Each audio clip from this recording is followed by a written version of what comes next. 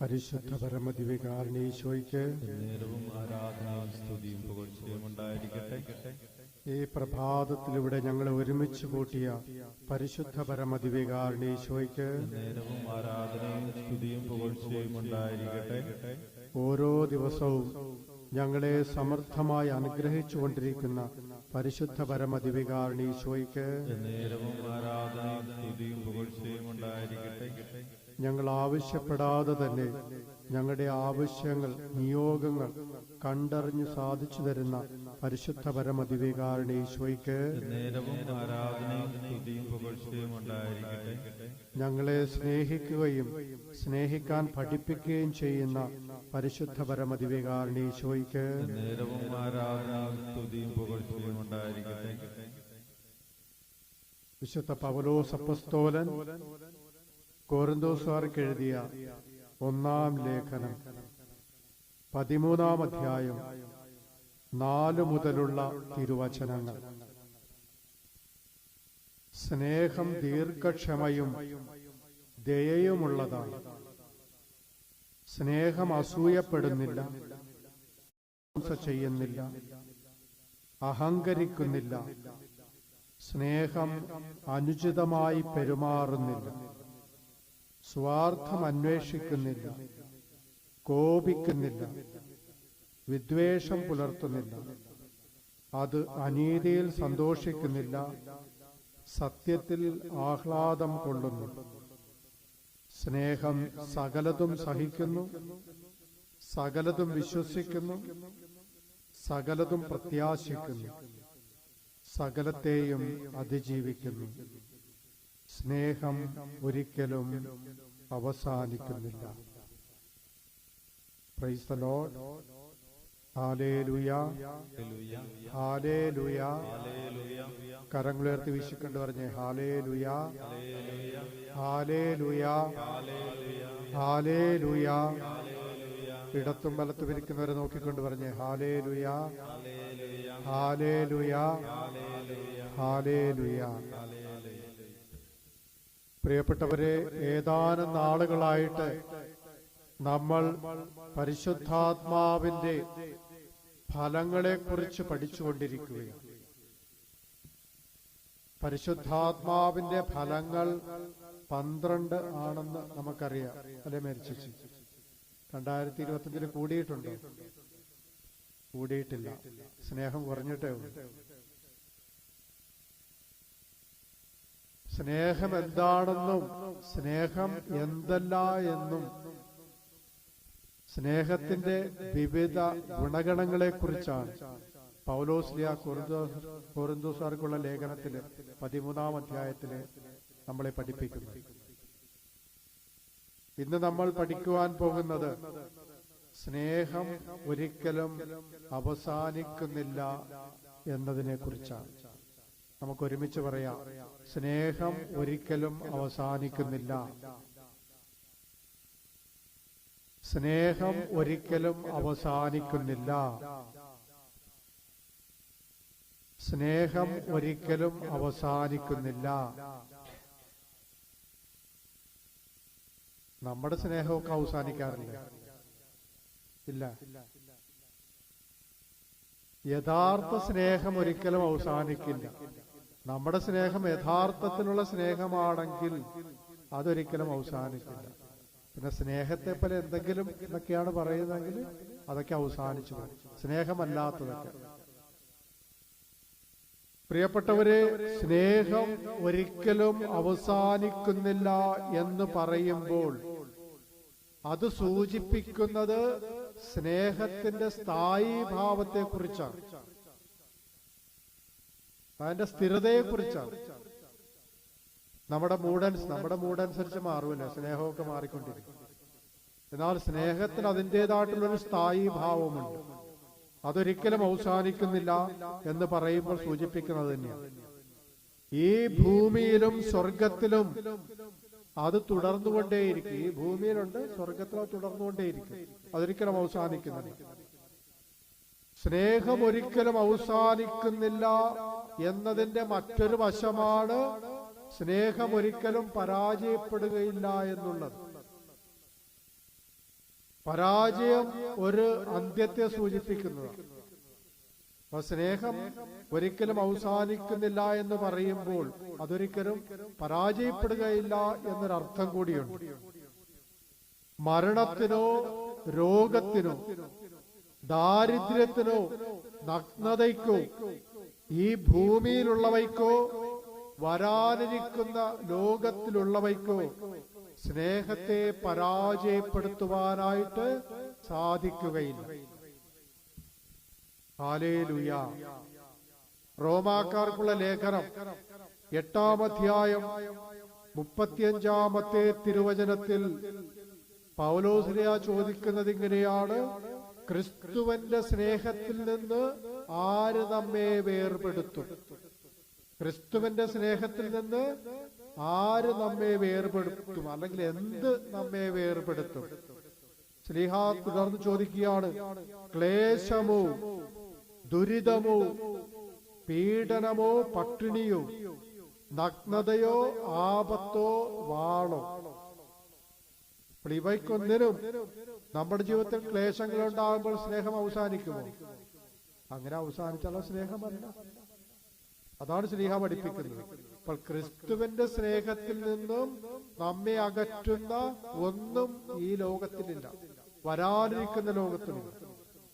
അപ്പോൾ അതുകൊണ്ടാണ് ഇങ്ങനെയുള്ള പ്രതികൂല സാഹചര്യങ്ങൾ, നമ്മൾ ഇഷ്ടപ്പെടാത്ത, നമുക്ക് അനിഷ്ടമായിട്ടുള്ള കാര്യങ്ങളൊക്കെ സംഭവിക്കുമ്പോൾ അതൊരിക്കലും നമ്മെ ക്രിസ്തുവിന്റെ സ്നേഹത്തിൽ നിന്നും വേർപെടുത്തുവാനായിട്ട് സാധിക്കുകയില്ല. അപ്പൊ പൗലോസ്ലീഹ പറയുന്നത് യഥാർത്ഥമായ സ്നേഹത്തെ കുറിച്ചാണ്, നമ്മുടെ സ്നേഹത്തെ കുറിച്ചാണ്. നമ്മുടെ സ്നേഹമൊക്കെ നഷ്ടപ്പെട്ടു. ഇന്ന് ചിരിച്ചു കാണിക്കുന്ന നാളെ അങ്ങനെയൊന്നും ഉണ്ടാകില്ല, അതൊക്കെ അവസാനിച്ചു. യഥാർത്ഥ സ്നേഹമുള്ളവർ ഒരിക്കലും ക്ലേശമുണ്ടാകുമ്പോൾ സ്നേഹം ഇട്ടെറിഞ്ഞുപേക്ഷിച്ചു പോകുകയില്ല. ക്ലേശങ്ങളുണ്ടാകുമ്പോൾ അതുപോലെ യഥാർത്ഥ സ്നേഹമുള്ളവർ അവരുടെ ജീവിതത്തിൽ ദുരിതങ്ങൾ ഉണ്ടാകുമ്പോൾ സ്നേഹം ഉപേക്ഷിച്ചു പോകുകയില്ല. അവർ ആ സ്നേഹം നിലനിർത്തും. ജീവിതത്തിൽ എന്തൊക്കെ വന്നാലും, ഏതൊക്കെ പ്രതിസന്ധികളിലൂടെ കടന്നു പോകേണ്ടി വന്നാലും ഒരിക്കലും ഉപേക്ഷിക്കാത്തതാണ് യഥാർത്ഥ സ്നേഹമെന്ന് പറയുന്നത്. അതുപോലെ പീഡനങ്ങൾ ഉണ്ടാകുമ്പോൾ ഉപേക്ഷിക്കുന്നതല്ല യഥാർത്ഥ സ്നേഹം. ആപത്തുണ്ടാകുമ്പോൾ, വേദനകൾ ഉണ്ടാകുമ്പോൾ, ദുഃഖ ദുരിതങ്ങളൊക്കെ നമ്മുടെ ജീവിതത്തിലേക്ക് ക്ഷണിക്കപ്പെടാത്ത അതിഥികളായിട്ട് കടന്നു വരുമ്പോൾ അവസാനിക്കേണ്ടതല്ല നമ്മുടെ സ്നേഹമെന്ന് പറയുന്നത്. സ്നേഹം ഇങ്ങനെയുള്ള പ്രതികൂല സാഹചര്യങ്ങളിലും നിലനിർത്തിക്കൊണ്ടു പോകുന്നതാണ് യഥാർത്ഥ സ്നേഹമെന്ന് പറയുന്നത്. യഥാർത്ഥ സ്നേഹമില്ലാത്തവരാണ് ജീവിത ക്ലേശങ്ങൾ ഉണ്ടാകുമ്പോൾ സ്നേഹം അവസാനിപ്പിച്ച്, അല്ലെങ്കിൽ സ്നേഹം ഉപേക്ഷിച്ച് പോകുന്നത്. ഉൾക്കൊള്ളാൻ പറ്റാത്തൊരു കാര്യമുണ്ടാകുമ്പോൾ അവിടെ സ്നേഹം അവസാനിക്കും. സ്നേഹം വേർപെടുത്താൻ നമ്മളൊക്കെ ഇന്ന് കാരണം അന്വേഷിച്ചു കൊണ്ടിരിക്കുകയാണ്, അല്ലേ? അല്ലേ? Price the Lord, price the Lord. വിവാഹത്തിന്റെ ഉടമ്പടി ഓർക്കുന്നുണ്ടല്ലോ അല്ലേ? ഇന്ന് മുതൽ മരണം വരെ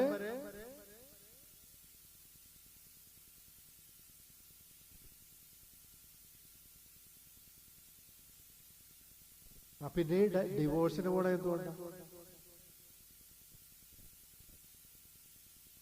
അപ്പോൾ മരണം നമ്മെ വേർപെടുത്തുന്നത് വരെ, മരണം ഈ ലോകത്തിൽ മാത്രമല്ലേ ഉള്ളൂ. അപ്പോൾ മരണം നമ്മെ വേർപെടുത്തുന്നവര് ജീവിതത്തിന്റെ എല്ലാ പ്രതിസന്ധികളിലും പ്രതികൂല സാഹചര്യങ്ങളിലും ഒരുമിച്ച് ജീവിക്കാമെന്നുള്ളൊരു വാഗ്ദാനമാണ്. സ്നേഹത്തോടെ ജീവിക്കാമെന്നുള്ളതാണ്. അല്ലാതെ ഭർത്താവിന്റെ ഭാഗത്ത് ഒരു പോരായ്മ ഉണ്ടാകുമ്പോൾ, ഭാര്യയുടെ ഭാഗത്ത് എന്തെങ്കിലും കുറവുണ്ടാകുമ്പോൾ ഇട്ടെറിഞ്ഞുപേക്ഷിച്ചു പോകുന്നതല്ല യഥാർത്ഥ സ്നേഹമെന്ന് പറയുന്നത്. അതല്ല യഥാർത്ഥ വിവാഹത്തിന്റെ ഉടമ്പടി എന്ന് പറയുന്നത്.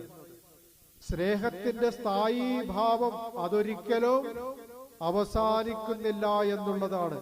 Hallelujah, hallelujah, hallelujah. ഈ ദൈവിക പുണ്യങ്ങൾ ഏതൊക്കെയാ? വിശ്വാസം, പ്രത്യാശ, സ്നേഹം, അല്ലെ? പ്രിയപ്പെട്ടവരെ, വിശ്വാസത്തിനൊരു അവസാനമുണ്ട്, ഇല്ലേ? വിശ്വാസത്തിനൊരു അവസാനമുണ്ട്. വിശ്വാസം അവസാനിക്കുന്നതാണ്. നമ്മൾ ആരെയാണ് വിശ്വസിച്ചത്, ആ വ്യക്തിയെ കണ്ടു കഴിഞ്ഞാൽ പിന്നെ വിശ്വസിക്കേണ്ട കാര്യമുണ്ടോ? ദൈവത്തെ നമ്മൾ കണ്ടു കഴിഞ്ഞാൽ പിന്നെ ദൈവം ഉണ്ടെന്ന് വിശ്വസിക്കേണ്ട കാര്യമുണ്ടോ?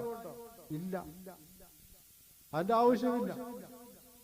കാരണം നമ്മൾ ദൈവത്തെ കണ്ടു കഴിഞ്ഞാൽ പിന്നെ വിശ്വസിക്കേണ്ട കാര്യമില്ല, ദൈവം ഉണ്ടല്ലോ. അപ്പൊ ഇല്ലാത്തൊരു കാര്യമാണ് നമ്മൾ വിശ്വസിക്കുന്നത്. നമ്മളെ കാണാത്തൊരു കാര്യം ഉണ്ടെന്ന് നമ്മൾ വിശ്വസിക്കുകയാണ്. അതുപോലെ നമ്മൾ ദൈവത്തിൽ വിശ്വസിക്കുന്നു. ഒരിക്കൽ മരിച്ച് നമ്മൾ സ്വർഗത്ത് ചെന്ന് ദൈവത്തെ മുഖാമുഖം കണ്ട് അനുഭവിച്ചു കഴിഞ്ഞാൽ പിന്നെ വിശ്വാസത്തിന് പിന്നെ അവിടെ പ്രസക്തിയില്ല. ദൈവം അവിടെ ഉണ്ട്, നമ്മുടെ മുമ്പിലുണ്ട്. ദൈവത്തിന്റെ സാന്നിധ്യം നമ്മൾ അനുഭവിച്ചിരിക്കുകയാണ്. പിന്നെ നമ്മൾ പോയിട്ട് ദൈവത്തിൽ വിശ്വസിക്കുന്നുണ്ടെന്ന് പറയേണ്ട ഒരു കാര്യവുമില്ല. കാണാത്തതിനെയാണ് നമ്മൾ ഉണ്ടെന്ന് വിശ്വസിക്കുന്നത്. കണ്ടു കഴിഞ്ഞാൽ പിന്നെ നമ്മൾ വിശ്വസിക്കേണ്ട കാര്യമില്ല. അതുപോലെ തന്നെ പ്രിയപ്പെട്ടവരെ, പ്രത്യാശയ്ക്കും ഒരു അന്ത്യമുണ്ട്, ഒരു അവസാനമുണ്ട്. നമ്മൾ പ്രത്യാശിച്ച കാര്യം ലഭിച്ചു കഴിഞ്ഞാൽ, അത് കണ്ടു കഴിഞ്ഞാൽ പിന്നെ പ്രത്യാശയ്ക്ക് പിന്നെ ഒരു സ്ഥാനമില്ല. അത് പൗലോസ്ലീഹ തന്നെ നമ്മളെ പഠിപ്പിക്കുന്നുണ്ട്. റോമാക്കാർക്കുള്ള ലേഖനം 8-ാം അധ്യായം 24-ാമത്തെ തിരുവചനം. പൗലോസ്ലീഹ പറയുന്നത് ഇങ്ങനെയാണ്: കണ്ടു കഴിഞ്ഞാൽ പിന്നെ പ്രത്യാശയല്ല. താൻ കാണുന്നതിനെ ഒരുവൻ എന്തിന് പ്രത്യാശിക്കണം? എന്നാൽ കാണാത്തതിനെയാണ് നാം പ്രത്യാശിക്കുന്നതെങ്കിൽ അതിനുവേണ്ടി സ്ഥിരതയോടെ നാം കാത്തിരിക്കും. പ്രത്യാശ അതാണ്. നാം കണ്ടു കഴിഞ്ഞാൽ പിന്നെ പ്രത്യാശയുടെ ആവശ്യമില്ല. താൻ കാണുന്നതിനെ ഒരുവൻ പ്രത്യാശിക്കുന്നു എന്ന് പറയേണ്ട കാര്യമില്ല, കണ്ടു കഴിഞ്ഞത്. അപ്പോൾ പ്രിയപ്പെട്ടവരെ, കാണാത്തതിനെയാണ് നമ്മൾ വിശ്വസിക്കുകയും പ്രത്യാശിക്കുകയും ചെയ്യുന്നത്. ഒരിക്കൽ കണ്ടു കഴിഞ്ഞാൽ പിന്നെ വിശ്വാസവും പ്രത്യാശയും അവസാനിക്കും. പിന്നീട് അതിനു വേണ്ടിയിട്ട് നമ്മൾ കാത്തിരിക്കേണ്ട കാര്യമില്ല. എന്നാൽ സ്നേഹം അങ്ങനെയല്ല. സ്നേഹം അങ്ങനെയല്ല, അതൊരിക്കലും അവസാനിക്കും. സ്നേഹം എത്ര കണ്ടാലും എത്ര കിട്ടിയാലും അതൊരിക്കലും അവസാനിക്കുകയില്ല. അതിങ്ങനെ സ്നേഹിച്ചുകൊണ്ടേയിരിക്കും, അത് തുടർന്നുകൊണ്ടേയിരിക്കും. ഈ ലോകത്തിൽ അവസാനിക്കുന്നതല്ല, അത് സ്വർഗത്തിലും അത് തുടർന്നുകൊണ്ടേയിരിക്കും. സ്വർഗത്തിലെന്ന് പറയുന്നത് ദൈവത്തെ സ്നേഹിച്ചുകൊണ്ടിരിക്കുകയാണല്ലോ. അല്ലാണ്ട് ദൈവത്തെ കണ്ട് ഇനി സ്നേഹിക്കണ്ട നമ്മൾ പറയുമോ? ഇല്ല. അപ്പോൾ അതാണ് ഈ ദൈവിക പുണ്യങ്ങളിലെ വിശ്വാസം, പ്രത്യാശയും സ്നേഹവും തമ്മിലുള്ള വ്യത്യാസം. അതാണ് സ്നേഹം എന്നും തുടർന്നുകൊണ്ടേയിരിക്കും. Hallelujah, hallelujah. നിത്യതയിൽ വിശ്വാസത്തിനും പ്രത്യാശയ്ക്കുമല്ല പ്രസക്തി, സ്നേഹത്തിന് മാത്രമാണ് പ്രസക്തിയുള്ളത്. അതുകൊണ്ട് നിത്യതയിൽ നാം ദൈവത്തെ സ്നേഹിച്ചുകൊണ്ടിരുന്നാൽ മാത്രം മതിയാണ്. മരണത്തിന് ശേഷവും സ്നേഹം അവസാനിക്കുന്നില്ല. സ്വർഗത്തിലെത്തിയ ശേഷവും സ്നേഹം അവസാനിക്കുന്നില്ല. അതാണ് സ്നേഹത്തിന്റെ സ്ഥായി ഭാവമെന്ന് പറയുന്നത്. Hallelujah, hallelujah. പ്രശസ്ത ആംഗലേയ കവിയായ റോബർട്ട് ബ്രൗൺ, അദ്ദേഹം സ്നേഹിച്ചത് തളർവാദം പിടിപെട്ട് ശയ്യാവലംബിയായ ഒരു സ്ത്രീയെയായിരുന്നു. ഇവർ തമ്മിലുള്ള സ്നേഹ സന്ദേശങ്ങളൊക്കെ കൈമാറിയിരുന്നത് കത്തുകളിലൂടെയാണ്. ഈ കത്തുകളിൽ ഒന്ന് ലോകപ്രശസ്തമാണ്. ഈ കവി ആ കത്തിലൂടെ തന്റെ പ്രേമഭാജനത്തിനെഴുതി, നീ ഇന്ന് ഒരു തളർവാദ രോഗിയാണെന്ന് അറിഞ്ഞുകൊണ്ട് തന്നെ ഞാൻ നിന്നെ സ്നേഹിക്കുന്നു. തളർവാദം മൂർച്ഛിച്ച് നീ ഈ ലോകത്തോട് വിട പറഞ്ഞാലും എന്റെ സ്നേഹം നിന്നോടൊരിക്കലും വിട പറയുകയില്ല. നീ സ്വർഗം പൂകിയാലും ഭൂമിയിലിരുന്നു കൊണ്ട് ഞാൻ നിന്നെ സ്നേഹിക്കും. ഞാനും ഒരിക്കൽ മരിച്ച് പരലോകത്തിലെത്തുമ്പോൾ നമ്മുടെ സ്നേഹം അവിടെയും തുടർന്നുകൊണ്ടിരിക്കും. പ്രിയപ്പെട്ടവരെ, തന്നെ ഇത്രമാത്രം സ്നേഹിക്കുന്ന തന്റെ രോഗങ്ങളും ബുദ്ധിമുട്ടുകളുമൊക്കെ അറിഞ്ഞുകൊണ്ട് തന്നെ സ്നേഹിക്കുന്ന, താനൊരു ബാധ്യതയാകുമെന്ന് അറിഞ്ഞിട്ടും ആത്മാർത്ഥമായി തന്നെ സ്നേഹിക്കുന്ന ആ റോബർട്ട് ബ്രൗണിനോടൊപ്പം ഒരു ദിനമെങ്കിലും ജീവിക്കണമെന്ന അതിശക്തമായ ആഗ്രഹം ആ രോഗിണിയായ സ്ത്രീയിൽ അങ്ങനെ വളർന്നുകൊണ്ടിരുന്നു. അവസാനം അവൾ രോഗവിമുക്തയായി ആ കവിയെ, റോബർട്ട് ബ്രൗണിനെ വിവാഹം കഴിച്ചു എന്നാണ് പറയുന്നത്. അവരുടെ സ്നേഹത്തെ, അവർക്കിടയിലുള്ള സ്നേഹത്തെ രോഗത്തിന് വേർപിരിക്കുവാനായിട്ട് കഴിഞ്ഞില്ല. മരിച്ചുപോയാലും സ്നേഹം അവസാനിപ്പിക്കില്ല എന്ന അയാളുടെ ഉറച്ച തീരുമാനം ഭൂമിയിലിരുന്നും സ്വർഗത്തിലിരുന്നും എത്തിയിട്ടും സ്നേഹം തുടരുമെന്ന അയാളുടെ നിശ്ചയദാർഢ്യം ഒരിക്കലും അവസാനിക്കാത്ത സ്നേഹത്തിന്റെ ചെറിയ ഒരു ഉദാഹരണം മാത്രമാണ്. യഥാർത്ഥ സ്നേഹം ഒരിക്കലും അവസാനിക്കുന്നില്ല എന്ന് റോബർട്ട് ബ്രൗൺ എന്ന കവി, പ്രിയപ്പെട്ടവരെ, തന്റെ ജീവിതത്തിലൂടെ താൻ ജീവിച്ചു കാണിച്ചു തന്നതാണ്. Hallelujah, hallelujah. ഉറക്കെ വിളിക്കാം ഈശോയേ, വിശ്വാസത്തോടെ വിളിക്കാം, പ്രത്യാശയോടെ വിളിക്കാം, സ്നേഹത്തോടെ വിളിക്കാം, ഒരിക്കലും അവസാനിക്കാത്ത സ്നേഹത്തോടെ വിളിക്കാം, തളരാത്ത സ്നേഹത്തോടെ വിളിക്കാം, ക്ലേശങ്ങൾക്കും ദുരിതങ്ങൾക്കും വേർപെടുത്താനാവാത്ത സ്നേഹത്തോടെ വിളിക്കാം, പീഡനങ്ങൾക്കും പട്ടിണികൾക്കും വേർപെടുത്താനാകാത്ത സ്നേഹത്തോടെ വിളിക്കാം, നിന്ദാപമാനങ്ങൾക്ക് വേർപെടുത്താൻ പറ്റാത്ത സ്നേഹത്തോടെ വിളിക്കാം, രോഗങ്ങൾക്കും അത്യാപത്തിനും വേർപെടുത്താൻ കഴിയാത്ത സ്നേഹത്തോടെ വിളിക്കാം. Hallelujah, hallelujah, hallelujah. പ്രിയപ്പെട്ടവരെ, രോഗം, പലതരത്തിലുള്ള രോഗം നമ്മളെ തളർത്തിയേക്കാം. നമ്മുടെ സ്നേഹമെന്ന് പറയുന്നത് പ്രതിസന്ധികളിൽ, പ്രതികൂല സാഹചര്യങ്ങളിൽ തളർന്നു പോകുന്ന സ്നേഹമാകരുത്. എന്തൊക്കെ പ്രതിസന്ധികൾ നമ്മൾ നേരിട്ടാലും നമ്മുടെ സ്നേഹം തുടർന്നു കൊണ്ടുപോകുന്നതാകണം. അതാണ് യഥാർത്ഥ സ്നേഹം. ആഞ്ഞടിക്കുന്ന, ആർത്തിരമ്പുന്ന കടലിലെ തിരമാലകൾ ഒരിക്കൽ ശാന്തമാകാറുണ്ട്, ഇല്ലേ? ഉണ്ട്. നാശം വിതയ്ക്കുന്ന, ആഞ്ഞടിക്കുന്ന കൊടുങ്കാറ്റിന്റെ സംഹാരതാണ്ഡവം അത് ശക്തി കുറഞ്ഞ് അവസാനിക്കാറുണ്ട്, ഇല്ലേ? ഉണ്ട്. പെയ്തിറങ്ങുന്ന പേമാര് കഴിഞ്ഞ് മേഘം തെളിയാറുണ്ട്. ഭയപ്പെടുത്തുന്ന, കാതടപ്പിക്കുന്ന മേഘഗർജനത്തിന് അതിൻ്റെതായിട്ടുള്ള ശമനമുണ്ട്. ചീറിപ്പായുന്ന മിന്നൽ പിണറുകൾക്ക് അല്പായുസ് മാത്രമേ ഉള്ളെന്ന് നമുക്ക് എല്ലാവർക്കും അറിയാം. ഭൂമിയുടെ ഉള്ളു പൊള്ളിക്കുന്ന വേനൽ ചൂടിലും ഒരു ശമനമുണ്ട്, ഇല്ലേ? ഉണ്ട്. പ്രിയപ്പെട്ടവരെ, പറഞ്ഞു വരുന്നത് ഈ പ്രകൃതി ശക്തികൾക്കെല്ലാം തന്നെ ഒരു വിരാമമുണ്ട്. അവയെല്ലാം അവസാനിക്കുന്നതാണ്. എന്നാൽ മനുഷ്യന്റെ പ്രകൃതിയിൽ ദൈവം നിക്ഷേപിച്ചിരിക്കുന്ന സ്നേഹത്തിന്റെ ശക്തി, സ്നേഹത്തിന്റെ ഊർജമെന്ന് പറയുന്നത് ഒരിക്കലും അവസാനിക്കാത്തതാണ്. നമ്മളൊക്കെ പ്രായമായാൽ സ്നേഹം അവസാനിക്കുമോ? ഇല്ല. പ്രായമായാലും രോഗമായാലും സംസാരിക്കാൻ പറ്റിയില്ലെങ്കിലും നമുക്ക് സ്നേഹിക്കാൻ പറ്റില്ല. പറ്റും. എനിക്കിപ്പോ 60 വയസ്സ് കഴിഞ്ഞു, ഇനി സ്നേഹിക്കാൻ പറ്റില്ല എന്ന് ആരെങ്കിലും ഒക്കെ പറയൂ? പ്രായമായി, വയസ്സായി, ഇപ്പൊ കണ്ടു കാണാൻ പാടില്ല, അതുകൊണ്ട് സ്നേഹത്തിന് കുറവ് വരുമോ? ഇല്ല, സ്നേഹത്തിനൊരിക്കലും കുറവ് വരില്ല. അപ്പോൾ പ്രകൃതിയിൽ എന്തൊക്കെ സംഭവിച്ചാലും പ്രകൃതി ദുരന്തങ്ങൾക്കെല്ലാം ഒരു അറുതിയുണ്ട്, ഒരു വിരാമമുണ്ട്. എന്നാൽ മനുഷ്യന്റെ പ്രകൃതിയിൽ ദൈവം നിക്ഷേപിച്ചിരിക്കുന്ന വലിയ ഒരു ഊർജമാണ്, ഒരു ശക്തിയാണ് സ്നേഹമെന്ന് പറയുന്നത്. അതൊരിക്കലും അവസാനിക്കാത്തതാണ്.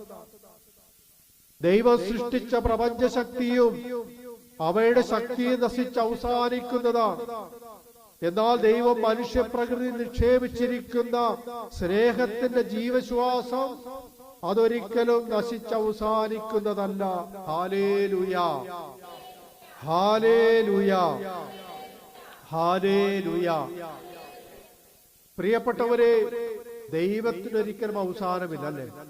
ദൈവത്തിന് അവസാനമില്ല. അതാണ് ദൈവത്തിന്റെ ക്വാളിറ്റി എന്ന് പറയുന്നത്.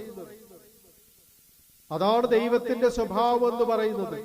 അതുപോലെ തന്നെ സ്നേഹവും ഒരിക്കലും അവസാനിക്കുന്നില്ല. അതിന്റെ കാരണം എന്താണ്? ദൈവം സ്നേഹമാകും. ദൈവം സ്നേഹമാകുന്നത് കൊണ്ട്, ദൈവം അവസാനിക്കാത്തത് കൊണ്ട് സ്നേഹവും ഒരിക്കലും അവസാനിക്കുന്നില്ല. അതാണ് സ്നേഹത്തിന്റെ ക്വാളിറ്റി എന്ന് പറയുന്നത്. നമ്മൾ കടയിൽ പോയൊരു സാധനം മേടിച്ചു കഴിഞ്ഞാല് കുറെ നാൾ കഴിയുമ്പോൾ അത് പൊട്ടിപ്പൊളിഞ്ഞു പോകും, അത് അവസാനിച്ചു പോകും. അതാണ് അതിന്റെ ക്വാളിറ്റി, അല്ലേ? നമ്മുടെ ക്വാളിറ്റി അങ്ങനെ ക്വാളിറ്റി ഉള്ളവരാണോ? ക്വാളിറ്റിയുള്ള വസ്തുക്കളൊക്കെ നമ്മൾ ഉപയോഗിക്കും, പക്ഷെ നമ്മുടെ ക്വാളിറ്റിയോ? മാർക്കറ്റിൽ സാധനങ്ങളൊക്കെ വാങ്ങിക്കാൻ പോകാറില്ലേ? ക്വാളിറ്റി നോക്കാറില്ലേ? പഴമൊക്കെ എടുത്തിട്ട് ഇങ്ങനെ നെക്കി പിടിച്ചൊക്കെ നോക്കും, പൊട്ടലും ചതയിലും ഉണ്ടോ, കറുത്ത പാടുണ്ടോ, ഇതൊക്കെ നോക്കി നെക്കി പിഴിഞ്ഞൊക്കെ നോക്കിയിട്ടായിരിക്കും എടുക്കുന്നത്. ദൈവം നമ്മളെ ഇങ്ങനെ നോക്കിക്കഴിഞ്ഞാൽ ആരെങ്കിലും ഉണ്ടാവും ദൈവത്തിന്റെ കൊട്ടയിൽ? നമ്മുടെ ക്വാളിറ്റി നോക്കിക്കഴിഞ്ഞാൽ ഹല്ലേലൂയ, ഹല്ലേലൂയ. പ്രിയപ്പെട്ടവരെ, ദൈവം ഒരിക്കലും അവസാനിക്കാത്തത് കൊണ്ട് സ്നേഹവും ഒരിക്കലും അവസാനിക്കുന്നില്ല. അതാണ് സ്നേഹത്തിന്റെ ക്വാളിറ്റി എന്ന് പറയുന്നത്. ബൈബിളിൽ നമ്മൾ ദൈവത്തെ പരിചയപ്പെടുന്നത് സ്നേഹമുള്ള ഒരു വ്യക്തിയായിട്ടാണ്. ഈ പ്രപഞ്ചത്തിലെ എല്ലാത്തിനെയും സൃഷ്ടിച്ച് ക്രമപ്പെടുത്തി പരിപാലിക്കുന്ന ഒരുവൻ, എല്ലാത്തിന്റെയും അധിപനാക്കി മനുഷ്യനെ നിയോഗിച്ചുകൊണ്ട് എല്ലാം നന്നായി കാണുന്ന, മനുഷ്യരോടൊപ്പം വസിക്കുന്ന ഒരു ദൈവം, ആ മനുഷ്യരെ കുറിച്ച് കരുതലുള്ള ഒരു ദൈവം.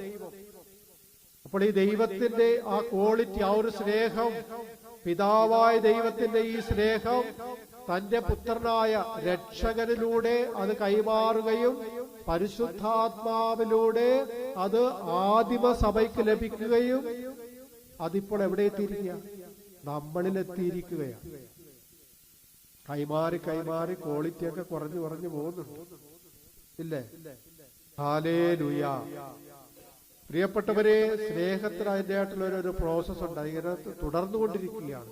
പിതാവിൽ നിന്ന് തുടർന്ന് പുത്രനിലൂടെ കൈമാറി പരിശുദ്ധാത്മാവിലൂടെ ആദിമ സഭയ്ക്ക് ലഭിച്ച് അതിന്ന് നമ്മളിൽ എത്തിയിരിക്കുകയാണ്.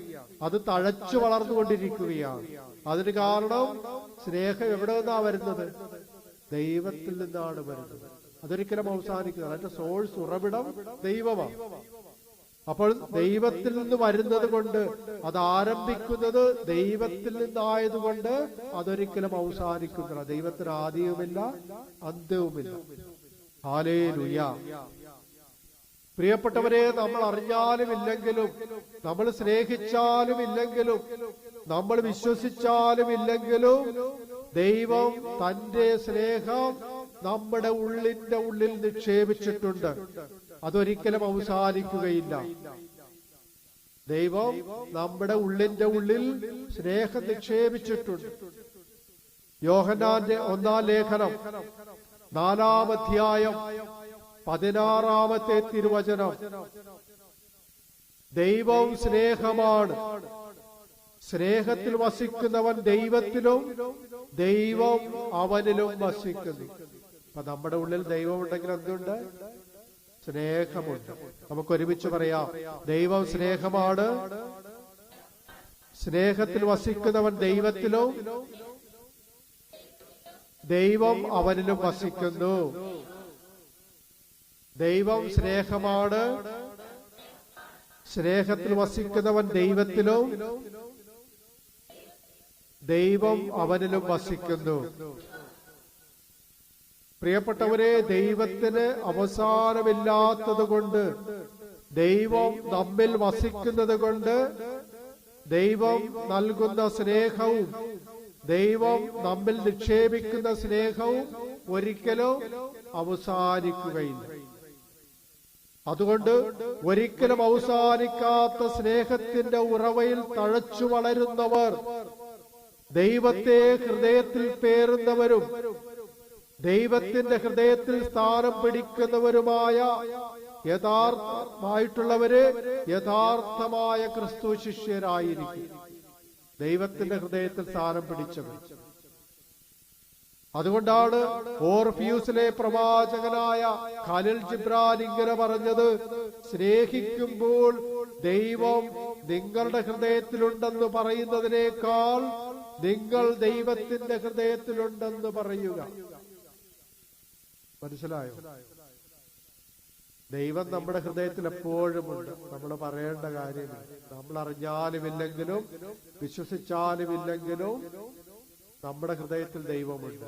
നമ്മൾ സ്നേഹിക്കുമ്പോൾ ദൈവത്തിന്റെ ഹൃദയത്തിലാണ് നമ്മൾ സ്ഥാനം പിടിക്കുന്നതെന്ന് നമ്മൾ തിരിച്ചറിയേണ്ടതാണ്. Hallelujah, hallelujah, hallelujah. റഷ്യൻ തടങ്കൽ പാളയത്തിൽ വെച്ച് പട്ടാളക്കാരുടെ അതിക്രൂരമായ പ്രഹരമേറ്റ് വേദന കൊണ്ട് പുളയുന്ന അവസരത്തിലും ജൈറോസ് എന്നു പേരായ ഒരു ക്രിസ്തു ശിഷ്യൻ യാതൊരു മടുപ്പും കൂടാതെ യാതൊരു വിധത്തിലുള്ള പരാതിയുമില്ലാതെ തന്നെ പ്രഹരിച്ചവർക്ക് വേണ്ടിയിട്ട് പ്രാർത്ഥിച്ചു. അയാൾ പറഞ്ഞു, പിതാവേ, ഇവർ ചെയ്യുന്നതെന്തെന്ന് ഇവർക്കറിഞ്ഞുകൂടാ, ഇവരോട് ക്ഷമിക്കണമേ, ഞാനും ക്ഷമിക്കുന്നു. പിതാവേ, ഇവർ ചെയ്യുന്നതെന്തെന്ന് ഇവർക്കറിഞ്ഞുകൂടാ, ഇവരോട് ക്ഷമിക്കണമേ, ഞാനും ക്ഷമിക്കുന്നു. മർദ്ദകർ അവന്റെ തലയ്ക്കടിച്ചുകൊണ്ട് ചോദിച്ചു, നിന്റെ ദൈവം ഇപ്പോൾ എവിടെയാണെന്ന് പറയൂ. ജൈറോസ് പുഞ്ചിരിച്ചുകൊണ്ട് പറഞ്ഞു, സ്നേഹിത, എന്റെയും നിങ്ങളുടെയും ഹൃദയത്തിൽ അവിടുന്ന് വസിക്കുന്നു. എന്റെയും നിങ്ങളുടെയും ഹൃദയത്തിൽ അവിടുന്ന് വസിക്കുന്നു. മർദ്ദകർ വീണ്ടും തലയ്ക്കടിച്ചുകൊണ്ട് ചോദിച്ചു, ദൈവം ഹൃദയത്തിൽ വസിക്കുന്നു എന്നതിന് എന്താണ് തെളിവ്? ഹൃദയത്തിൽ ദൈവം വസിക്കുന്നുണ്ട് എന്നുള്ളതിന് തെളിവെന്താണ്?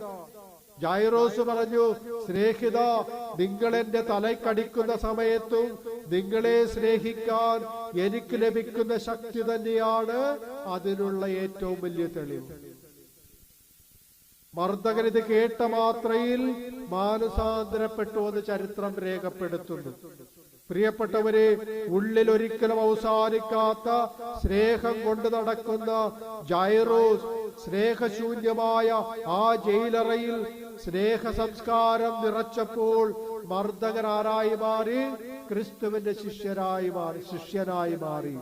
Hallelujah, hallelujah.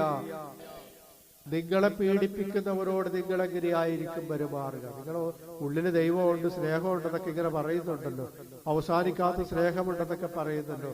മേരിച്ചു ഇതുപോലൊരു പീഡനം മേരിച്ചിട്ട് തലക്കിട്ടടിച്ചു കഴിഞ്ഞാല് എന്തെന്ന് പറയും? ഒന്നും പറയില്ല, ഒരു പ്രതികരണവുമില്ല. അതെന്തിന്റെ അടയാളമാണ്? ഹല്ലേലൂയ. നമ്മൾ ദൈവത്തോട് പരാതി പറയും. ഞാൻ എല്ലാ വ്യാഴാഴ്ച ആവലായി പള്ളികളിൽ നിന്ന് പ്രാർത്ഥിച്ചിട്ട് ഈശോയെ എന്നൊക്കെ വിളിച്ചിട്ട് എന്റെ തലക്കെട്ട് എന്തിനാ അടിച്ചു? അടുത്തിരിക്കണവർ തലക്കെട്ടടിച്ചാ പോരായിരുന്നു. പറയില്ല, പറയും. ഞാൻ ഇത്രയും പ്രാർത്ഥിച്ചിട്ട്, ദൈവമേ, ഞാൻ നിന്നെ ഇത്രമാത്രം സ്നേഹിച്ചിട്ട് എന്തിനാണ് എന്റെ തലക്കെട്ടടിച്ചത്? എന്തുകൊണ്ടാണ് എനിക്ക് ഇത്രമാത്രം നിന്ദാപമാനങ്ങൾ തരുന്നത്? ഇതൊക്കെയാണ് നമ്മുടെ പരാതി എന്ന് പറയുന്നത്. ഉള്ളിൽ ദൈവത്തെ കുടിയിരുത്തുന്നവർക്ക് മാത്രമേ ഒരിക്കലും അവസാനിക്കാത്ത സ്നേഹത്തിന്റെ ഉടമകളായിട്ട് മാറുവാൻ സാധിക്കുകയുള്ളൂ.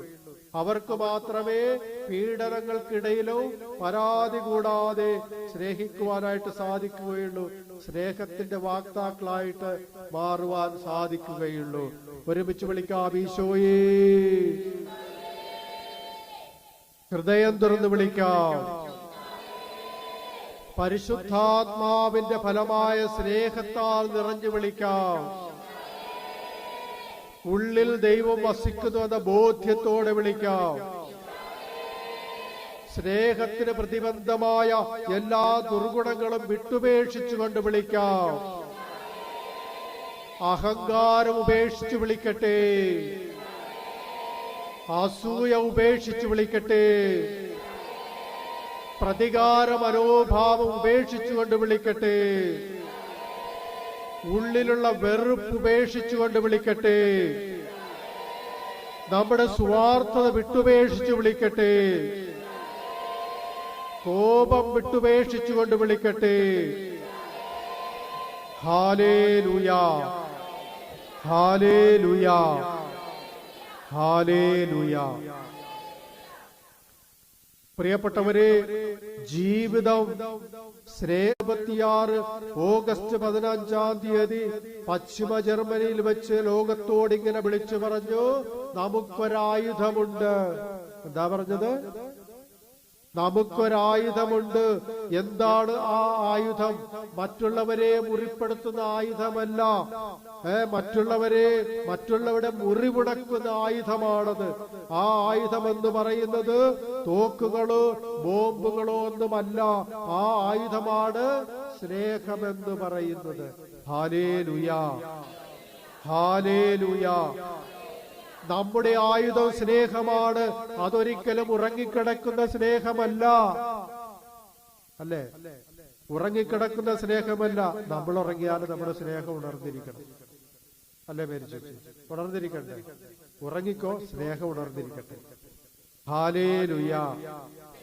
അതുപോലെ നമ്മുടെ സ്നേഹമെന്ന് പറയുന്നത് നിർജീവമായ സ്നേഹമല്ല, അതെപ്പോഴും കർമ്മനിരതമായ സ്നേഹമായിരിക്കണം.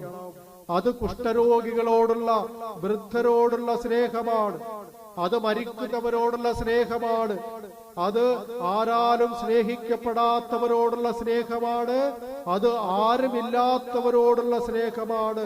അത് എല്ലാവരാലും ഉപേക്ഷിക്കപ്പെട്ടവരോടുള്ള സ്നേഹമാണ്. ഇതാണ് സ്നേഹമെന്ന ആയുധം. അത് മറ്റുള്ളവരുടെ മുറിവടക്കുന്ന ആയുധമാണ്, മറ്റുള്ളവരെ മുറിപ്പെടുത്തുന്ന ആയുധമല്ല. ഹല്ലേലൂയ.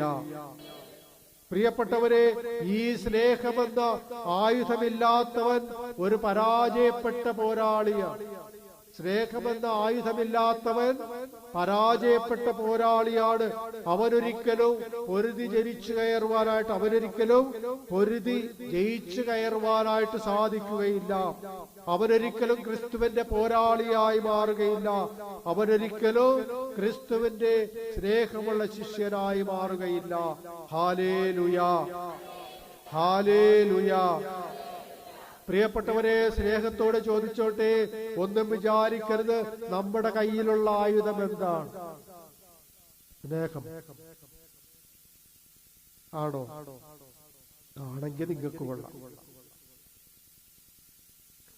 പ്രിയപ്പെട്ടവരെ, സ്നേഹമെന്ന ആയുധമൊഴിച്ച് ബാക്കിയെല്ലാ ആയുധങ്ങളും നമ്മുടെ കയ്യിലുണ്ട്.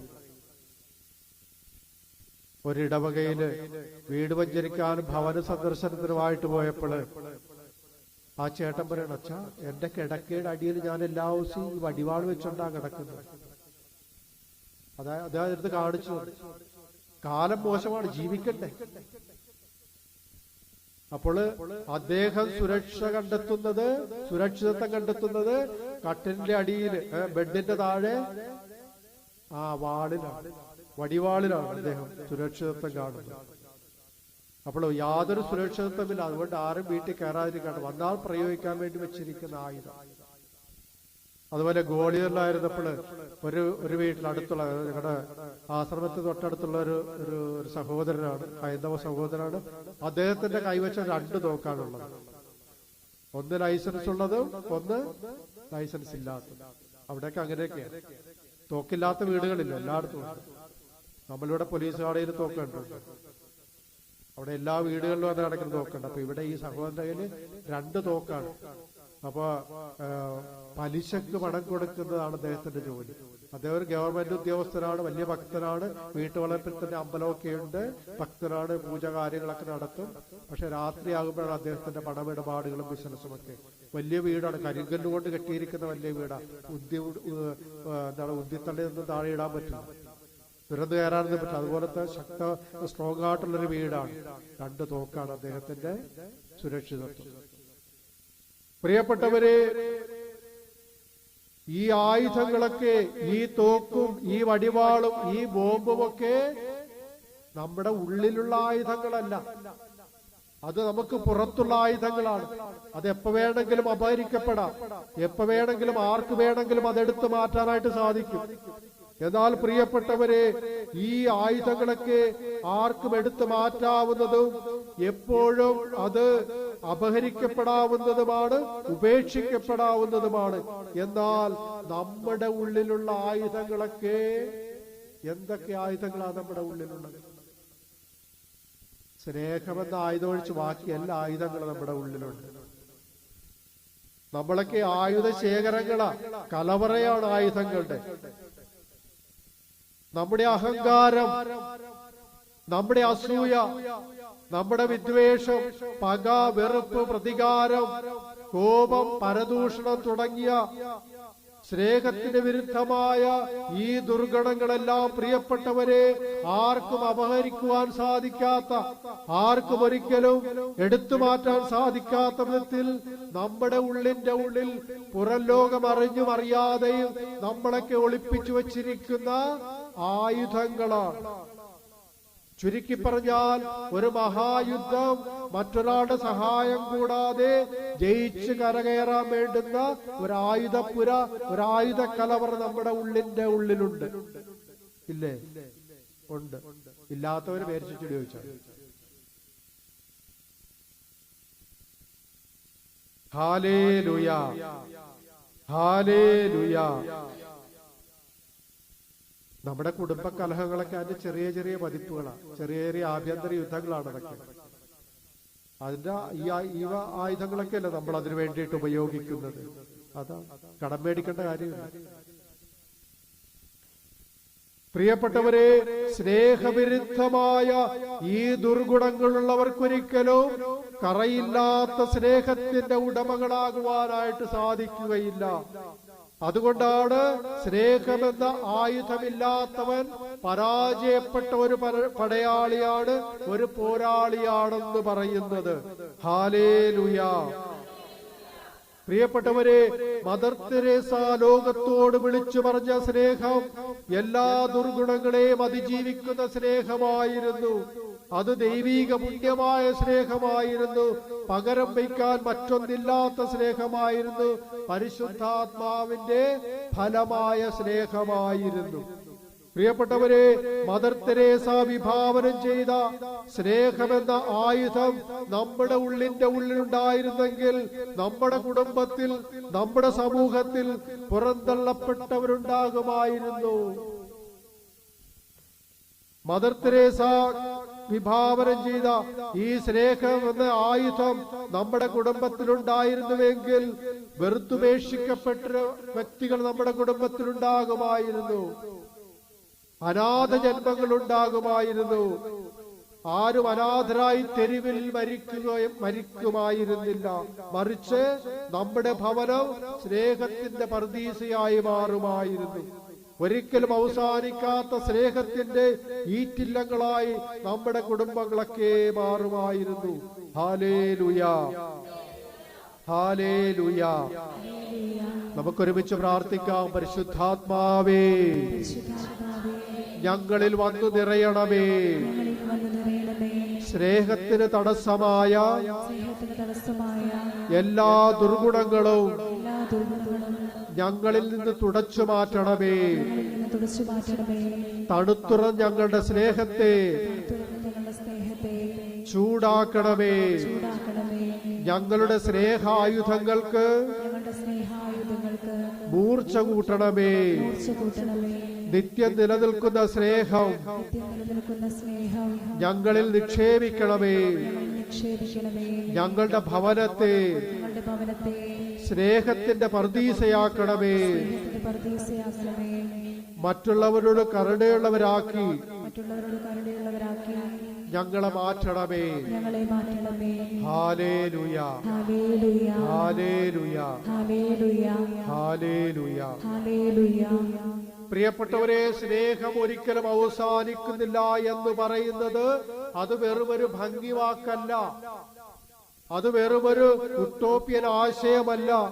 അത് അക്ഷരാർത്ഥത്തിൽ ജീവിതത്തിൽ പ്രാവർത്തികമാക്കുന്നവരുണ്ട്. അതെല്ലാവർക്കും സാധിക്കണമെന്നില്ല. ഒരു ജീവിതാവസ്ഥ ഇങ്ങനെ, ഒരു ജീവിതാനുഭവം ഇങ്ങനെയാണ്. 19ാമത്തെ വയസ്സിലായിരുന്നു ആ മകളുടെ വിവാഹം. പിറ്റേ വർഷം തന്നെ ഒരു കുഞ്ഞിനെ ദൈവം അവർക്ക് നൽകി അനുഗ്രഹിച്ചു ആ കുടുംബത്തെ. പ്രാർത്ഥനയും ദൈവഭയവും ഉള്ളവരായിരുന്നു അവർ രണ്ടുപേരും. ഈശോയുടെ രാജ്യത്തിനു വേണ്ടി ശുശ്രൂഷ ചെയ്യുവാൻ ധാരാളം കുഞ്ഞുങ്ങളെ അവരുടെ കുടുംബ ജീവിതത്തിലേക്ക് അയച്ചു തരണമെന്ന് അവർ ദിവസവും പ്രാർത്ഥിക്കുമായിരുന്നു. അവരുടെ കുടുംബജീവിതം അങ്ങനെ എല്ലാവിധ സന്തോഷങ്ങളോടും കൂടെ മുന്നോട്ട് പോയിക്കൊണ്ടിരിക്കുകയാണ്. സങ്കടകരമായ ആ ഒരു സംഭവം ഉണ്ടായത്.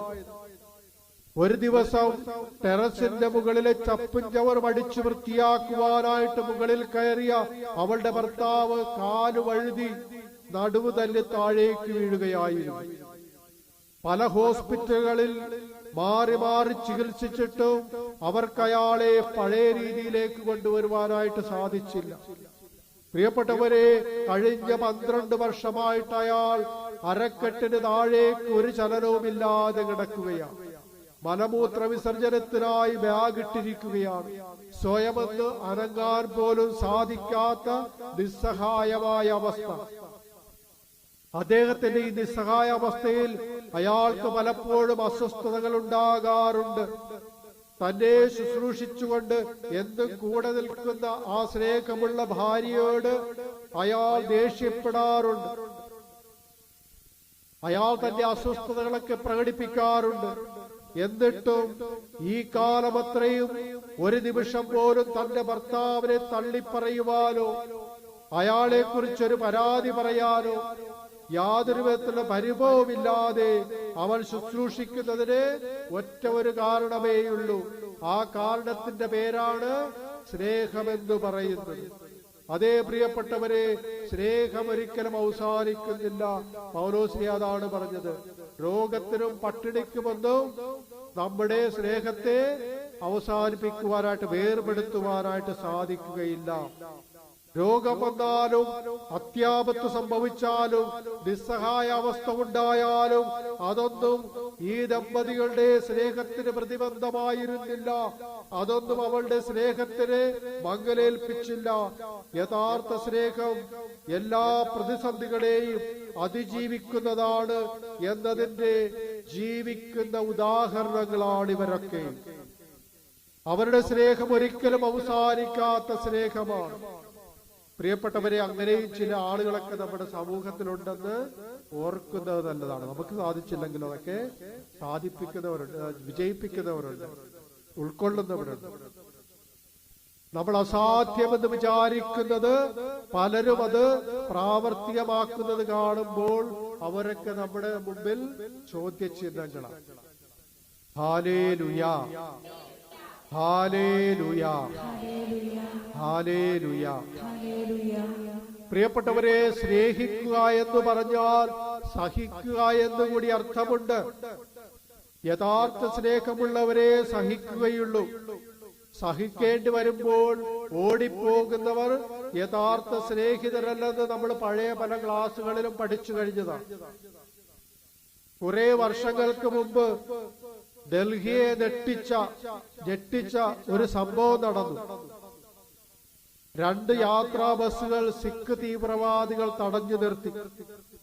അതിലുണ്ടായിരുന്ന സകല യാത്രക്കാരെയും യാതൊരു കാരണവും കൂടാതെ നിഷ്കരണം വെടിവെച്ചു കൊന്നു.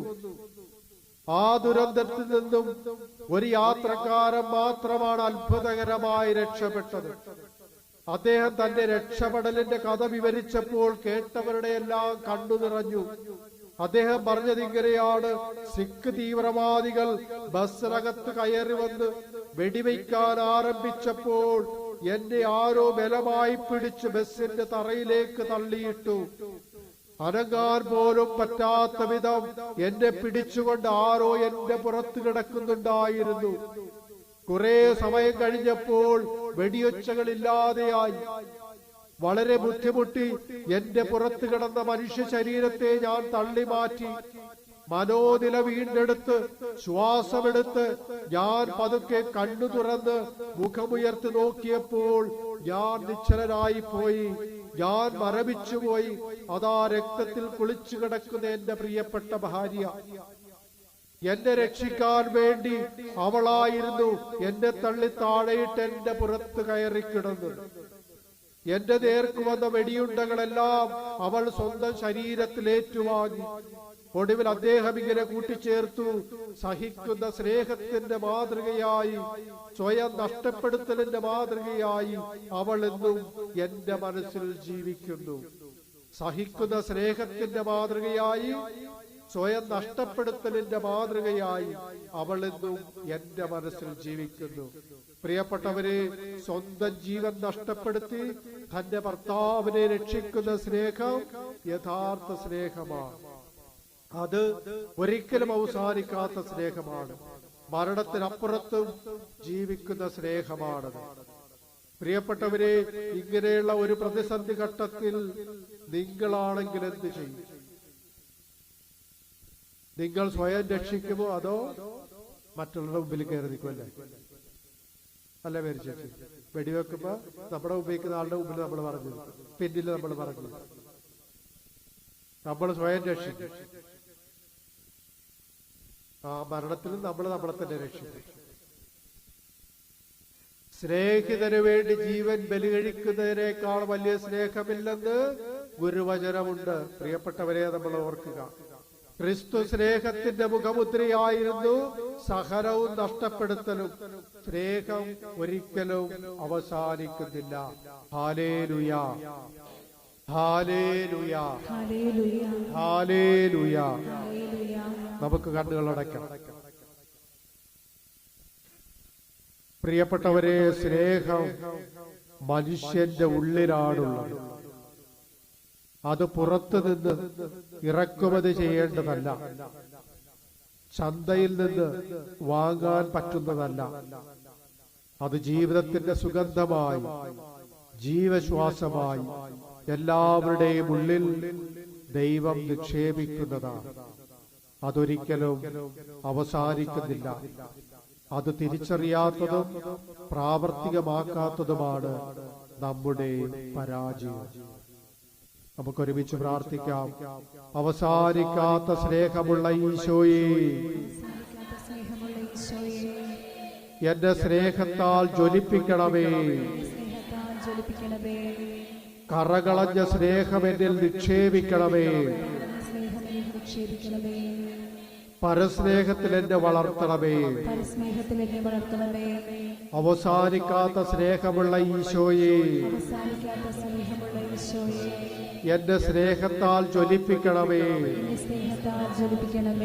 കറകളഞ്ഞ സ്നേഹം എന്നിൽ നിക്ഷേപിക്കണമേ. പരസ്നേഹത്തിൽ എന്നെ വളർത്തണമേ. ഒരിക്കൽ കൂടി നമുക്ക് പ്രാർത്ഥിക്കാം. അവസാനിക്കാത്ത സ്നേഹമുള്ള ഈശോയെ, എന്റെ സ്നേഹത്താൽ ജ്വലിപ്പിക്കണമേ. കറകളഞ്ഞ സ്നേഹം എന്നിൽ നിക്ഷേപിക്കണമേ. പരസ്നേഹത്തിൽ എന്നെ വളർത്തണമേ. Hallelujah, hallelujah, hallelujah, hallelujah. പ്രിയപ്പെട്ടവരെ, അവസാനിക്കാത്ത സ്നേഹത്തിന്റെ ഉടമകളായി നമുക്ക് മാറാം. നമ്മെ സ്നേഹിക്കുവാനായിട്ട് പ്രേരിപ്പിക്കുന്നത് പരിശുദ്ധാത്മാവാണ്. പരിശുദ്ധാത്മാവിന്റെ ഫലമാണ് സ്നേഹം. ഈ പരിശുദ്ധാത്മാവിന്റെ അഭിഷേകത്തിന് വേണ്ടിയിട്ട് നമുക്ക് ദാഹിച്ച് പ്രാർത്ഥിക്കാം. നമുക്ക് എഴുന്നേറ്റ് നിൽക്കാം. നമ്മുടെ ആലയത്തിൽ പരിശുദ്ധാത്മാവിന്റെ നവമായ ഒരു അഭിഷേകം ഉണ്ടാകുന്നതിന് വേണ്ടിയിട്ട് നമുക്ക് പ്രാർത്ഥിക്കാം. കരങ്ങളുയർത്തി സ്തുതിക്കട്ടെ. Hallelujah, hallelujah, hallelujah. യേശുവേ സ്തോത്രം, യേശുവേ നന്ദി, യേശുവേ ആരാധന. ഈ പ്രഭാതത്തിൽ ഞങ്ങൾ അങ്ങേ ഒരുമിച്ച് സ്നേഹിച്ചുകൊണ്ട് ഞങ്ങൾ അങ്ങേ ആരാധിക്കുന്നു. Hallelujah, hallelujah, hallelujah. ഞങ്ങളിൽ സ്നേഹം നിക്ഷേപിച്ചതിന് ഓർത്ത് ഞങ്ങൾ അങ്ങേക്ക് നന്ദി പറഞ്ഞുകൊണ്ട് സ്തുതിക്കുന്നു.